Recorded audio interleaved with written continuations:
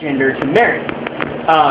It's a special right because they still have the ability to marry someone of the opposite sex. They still have the right to marry, just not marry whoever or whatever they want. Like the dudes in Japan who marry their robot dogs or whatever.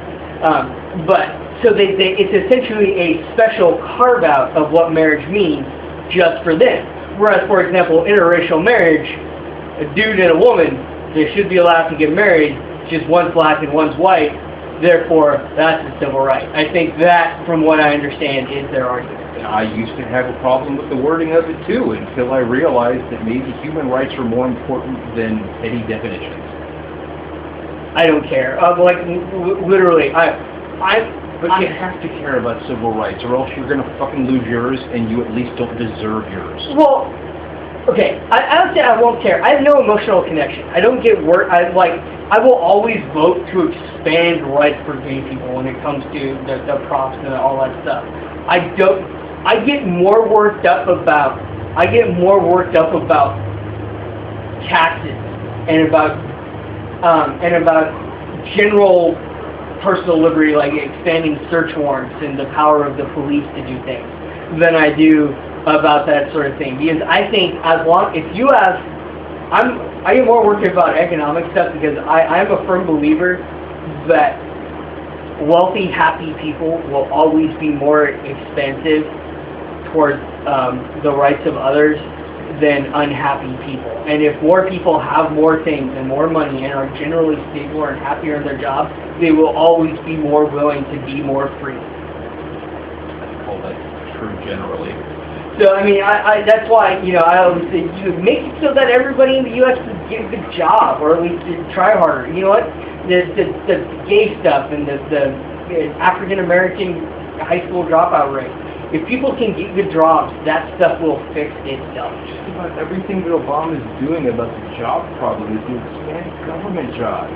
Not only expand government jobs, expand jobless benefits. And every study ever shown has shown that if you expand jobless benefits, essentially unemployment insurance, people stay unemployed longer. And for some reason, someone always manages to find a job the week before their unemployment runs out. In a country where the government's about to completely run out of money, and is living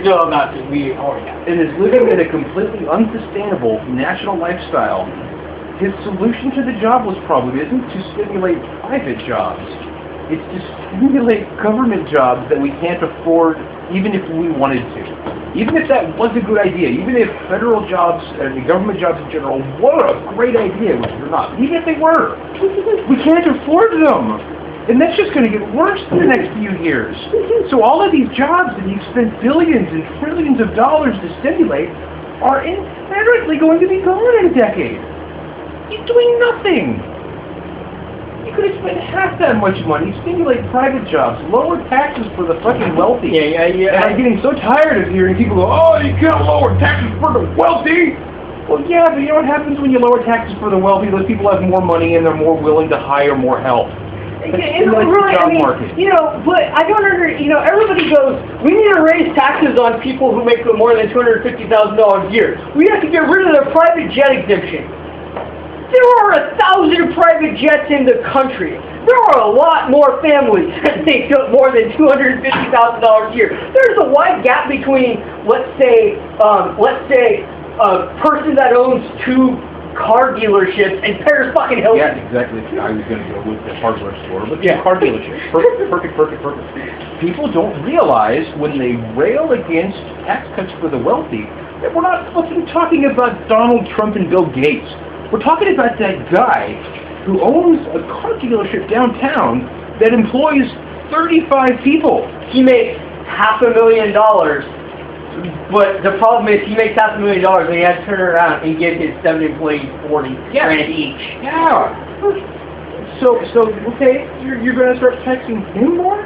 But he's still going to make the same amount of money at the end of the day. He's just going to make his employees work harder with less of them. You're not hurting him. You're just fucking getting people laid off. Stop it. No, it's all the rich people's fault. You see, they need to pay their fair share. The course, if you look at their tax rate, they pay like the fair share of like 40 people. But yes, technically, Warren Buffett pays lower tax rate than his secretary because his secretary pays the income tax and he pays capital gains tax. I guarantee you, 15% of the $65 billion she's worth is more than her $100 grand. Let's say it's double the income tax of the super wealthy. We're not even talking about the car dealership guy. We're talking about people that have millions and the super fucking wealthy, the people that are on those desperate TV shows, whatever, housewife shows. Because they don't make millions, there are so few of them. No, actually, those people are actually upper class. These aren't just well-to-do middle class now. People on those shows are actually like old and wonderful. But there are so few of those people that even if you quadrupled their taxes, it's going to be a minuscule percentage of the gross national income or the federal tax income because there's just so few of those people.